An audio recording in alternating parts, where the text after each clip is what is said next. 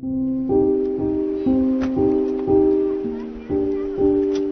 some years now, I have been studying the relationship between American conservatives and Africa.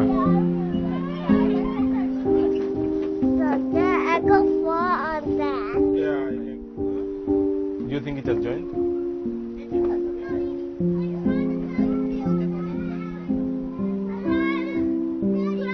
I discovered that some American evangelicals, feeling that they have lost the cultural war here at home, are now turning to Africa. Their goal? To wipe out what they call sexual immorality, and their efforts are having a devastating effect in countries like Uganda.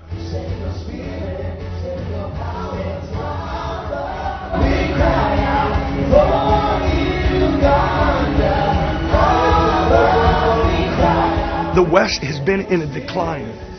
I think Africa it's the fire pot of spiritual renewal and revival. It's very exciting to me.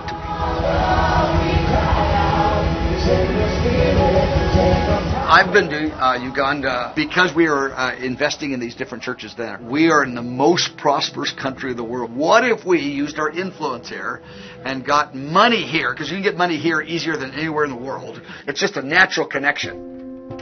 This movement believes that they have a God-given mandate to rule the world, to rule all spheres of society. And this is not just limited to the religious spheres, but they believe that they have to have this influence in politics, in business, in education, in entertainment, every kind of sector you might think of, to see themselves in authority. You're not going to take over the world with guns and knives and swords. You're going to take over the world by the power of the Holy Spirit. In countries like Uganda, which would declare themselves to be Christian nations, they look at that as the best place to start or begin with their idea of biblical role. God is raising up a youth movement in Africa, and these guys are missionaries. They need support, they need training, and the people in the West can be involved and help facilitate what God's doing. Sudan, Ethiopia, Somalia, these are the countries that we're aiming at from the base in East Africa, but our vision is bigger than just the base in East Africa. But will you help us? We need 18 new sponsorships. You can give $30 a month, you can give $50 a month. You have all their information on the back. Yeah, and you can immediately begin praying for them. You know what they look like, you know their name, and you can begin to pray for them. This is about more than one church. The International House of Prayer is part of this global phenomenon, which includes thousands of churches across the United States of America.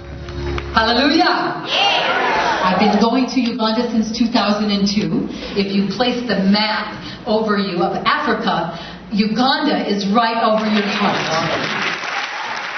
But there's an element missing, and I think it's that father heart of love. They just miss because they haven't been fathered properly. What it does is it closes the door to compromise and the sexual immorality and perversion. If you'd like to be a part of Joanna's base for income, it's that regular giving that really adds up and counts. American evangelicals are sending millions of dollars in donations to Africa to spread their message by funding Ugandan pastors and sponsoring missionaries. Many of whom do good work, feeding the hungry and providing shelter to orphans.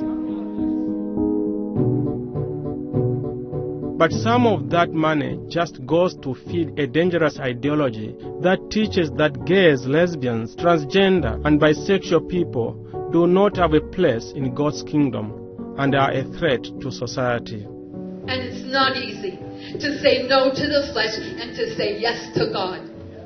We will be strong. Beloved, the hope that we have, the principles of Christianity and the values and the laws of God, they teach us which lifestyles are actually the best and which ones will keep us healthy and alive and happy.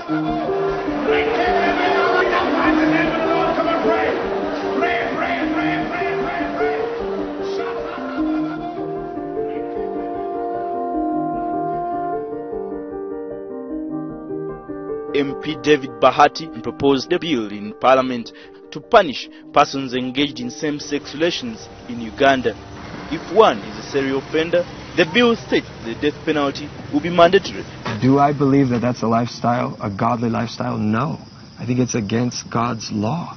In the bill, it's right now homosexuality is illegal. And I agree. I mean, I will be the first one to say, just keep it. From the U.S. we pray. Give great wisdom to the government of Uganda. Because of the money they invest, American evangelicals have a lot of influence there. But in a country like Uganda, what may simply seem like cultural war rhetoric in the U.S. gets ramped up to untold heights, and sexual minorities pay the price.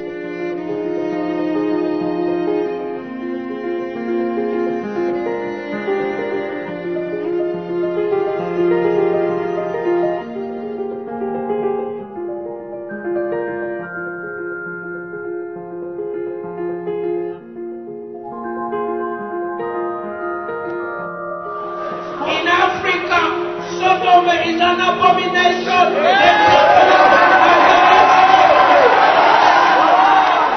Give us a nation free of homosexuality.